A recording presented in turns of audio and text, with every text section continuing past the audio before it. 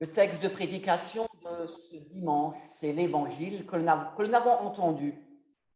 Ce passage, Jésus qui appelle la foule avec ses disciples, et Jésus dit aux disciples et à la foule, « Si quelqu'un veut venir après moi, qu'il renonce à lui-même, qu'il se charge de sa croix et qu'il me suive. Car celui qui voudra sauver sa vie la perdra, mais celui qui perdra sa vie à cause de moi et de la bonne nouvelle la sauvera. » Jésus commence à enseigner les disciples et il s'ensuit des paroles très dures. Il parle à ses proches de ses souffrances à venir. Il parle de sa mort et de sa résurrection. Nous connaissons cela dans quelques jours avec le mercredi des cendres. Nous rentrons dans le temps de Carême. Si quelqu'un veut venir à ma suite, qu'il renonce à lui-même, prenne sa croix et me suive. Que signifie une expression que j'entends souvent, porter sa croix? J'ai ma croix à porter, je porte ma croix. Ça veut dire quoi quand on me dit je porte ma croix? Est-ce que c'est serrer courageusement les dents, accepter les épreuves en nous disant qu'avec l'aide de Dieu, tout ira bien, que Dieu nous aidera à les surmonter? Est-ce qu'il faut à tout prix souffrir pour être un bon disciple du Christ, porter sa croix? Ou encore penser que la souffrance et les épreuves nous seraient envoyées par Dieu pour mettre à l'épreuve notre foi? J'entends ça souvent. Cette épreuve est envoyée par Dieu pour m'éprouver. Cette souffrance, elle vient de Dieu. Je ne pense pas que le Dieu de Jésus nous demande d'aimer la souffrance et de la rechercher pour elle-même. Prendre sa croix, il est bien question de prendre sa croix. Prendre, c'est-à-dire être capable de la charger peut-être comme un alpiniste prend son sac à dos au début de sa course. C'est ainsi que nous entrons d'un pas assuré dans le cercle de la lutte. Prendre sa croix, ce n'est pas subir la croix. Il est bien question de prendre. Subir, c'est passif. On est victime. Prendre est actif. On reste un sujet. Je prends ma croix. Face à nos croix, on peut se rendre ou bien livrer combat. On peut perdre ou conserver sa liberté. Cela ne veut pas dire qu'il faille absolument encaisser les coups sans pleurer, ni protester, ni s'insurger contre la situation. Pensons à Job. Job, la révolte est légitime. La Bible est remplie de cris de ces personnages qui crient à Dieu leur révolte. Pourquoi? Il reste que la seule chose qui est parfois à faire, c'est bien d'assumer sa croix avec fermeté. Assumer sa croix. Pensons de nouveau à Job. Les peines et les souffrances qui lui ont été causées, Job devait traverser. Il devait traverser ces difficultés. Parce que c'est ce que la vie lui a fait endurer en ce moment-là. Alors Martin Luther a eu une phrase, un mot très profond, et c'est pas faux. Parfois c'est un peu difficile à l'entendre, mais il a bien dit, il faut que les choses soient endurées. Il faut que les choses soient endurées. On ne peut pas parfois passer à côté, ça fait partie de notre vie, on doit les endurer. Mais pourtant, ce n'est pas une fin en soi. Jésus ajoute pour finir qu'il prenne sa croix, qu'il endure les difficultés, oui, et qu'il me suive. Ça veut dire qu'il y a une suite. Il y a une suite à la croix. Les croix ne sont pas une fin. La croix n'est pas la fin du chemin. Elle n'empêche pas de continuer. Une croix, cela se porte et se dépasse. Une croix n'est pas faite pour nous achever sur place. Au contraire, en la portant, on peut avancer. Alors, comment comprendre cela? C'est vrai, la croix, d'un côté, elle représente le malheur, la mort, puisqu'elle est un instrument de supplice. De l'autre, la croix nous signale l'espérance. La croix est aussi l'espérance d'un nouvel état des choses. La croix a dépassé la mort, Pâques, la résurrection. C'est bien notre chemin de carême, ce chemin que nous allons prendre la semaine prochaine. Je peux comprendre que le mal qui nous advient soit vu par Jésus comme une croix à porter. Mais si c'est une croix, il y a aussi une issue. Il y a une issue dans ce monde ou dans l'autre. On peut en quelque sorte lire à travers la croix, apercevoir la lumière à travers l'obscurité, pressentir la joie à l'envers du malheur, espérer la vie nouvelle une fois la mort franchie. La croix est bien une assurance. La croix, c'est l'assurance que je ne suis pas abandonné. Ça, c'est important de le savoir. La croix, c'est l'assurance que je ne suis pas abandonné, mais bien entendu. Entendu, il faut compter avec la force que Dieu donne. En prenant ma croix, Dieu me donne la force. Jésus ne l'ajoute pas parce que ça va de soi. Porte ta croix en ayant confiance que Dieu la portera avec toi et pour toi. C'est une confiance.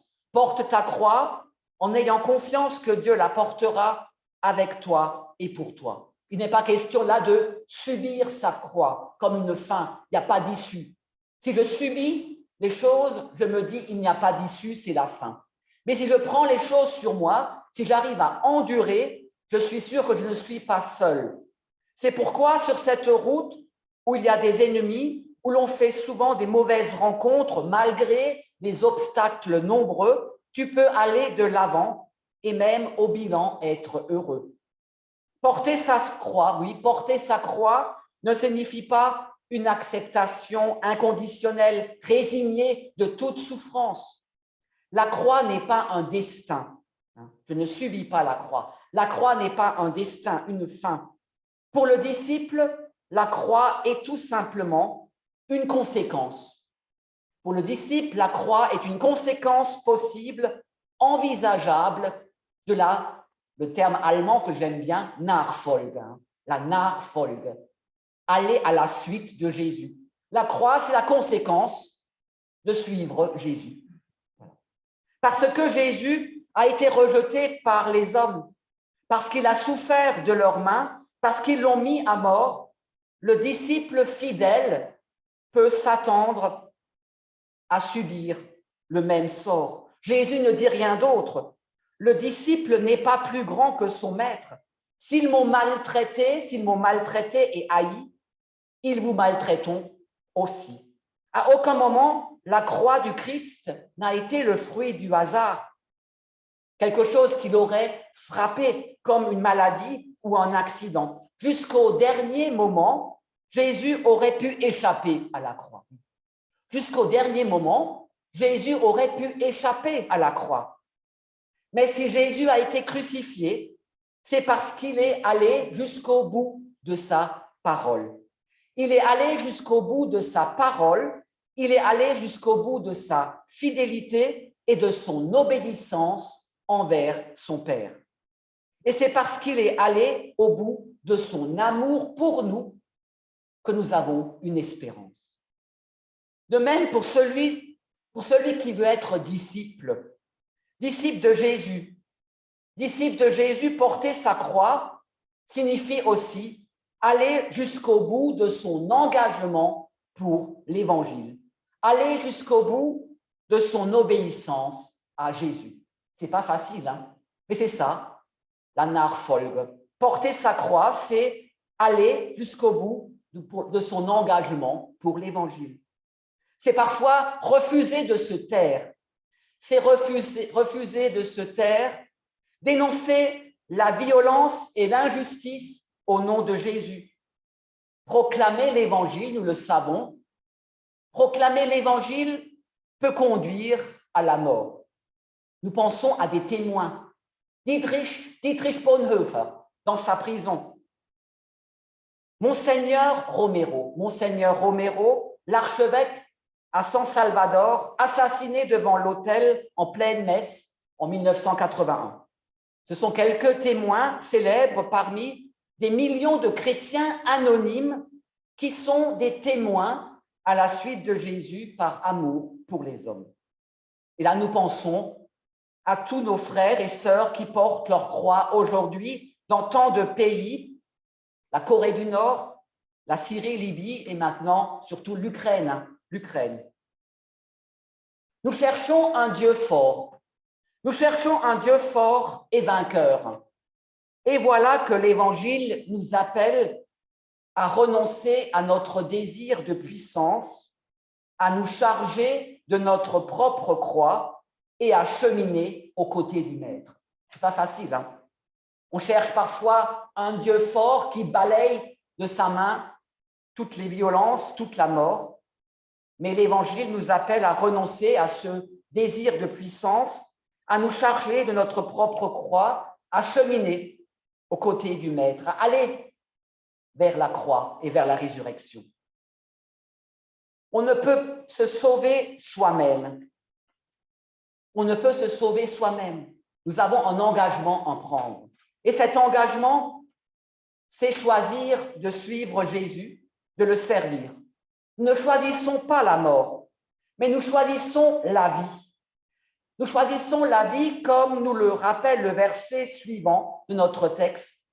Qui veut sauver sa vie la perdra, mais qui perdra sa vie à cause de l'Évangile la sauvera. Si quelqu'un veut venir après moi, qu'il renonce à lui-même.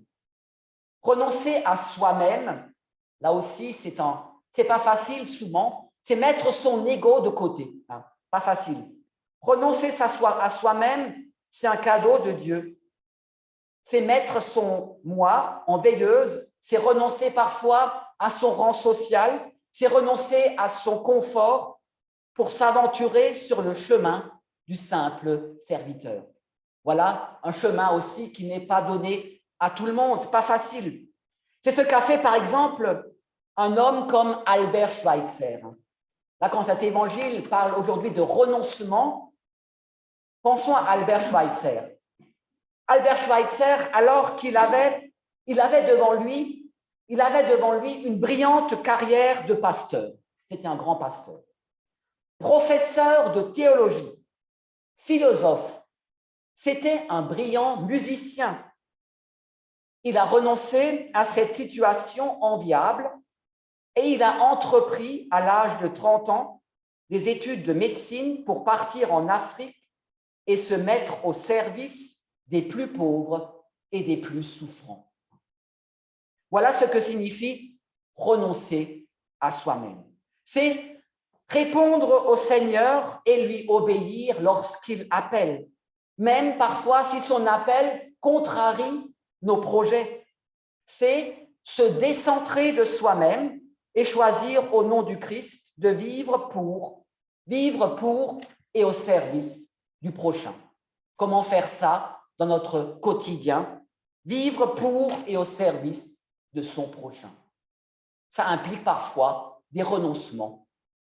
On ne peut se sauver soi-même qu'en pensant aux autres. On ne peut se sauver soi-même qu'en pensant aux autres. Alors cette parole, elle n'est pas d'Albert Schweitzer, elle ne figure pas dans les évangiles, mais c'est une parole de l'académicien Jean d'Ormesson que le grand docteur aurait pu prononcer. Jean d'Ormesson qui a dit « On ne peut se sauver soi-même qu'en pensant aux autres ». C'est une autre manière de dire que pour sauver sa vie, parfois, on peut la consacrer jusqu'au don total comme Jésus et tant d'autres à sa suite l'ont fait. Jésus n'a pas dit que nous devons perdre notre vie. Hein. Il n'a pas dit que nous devons perdre notre vie.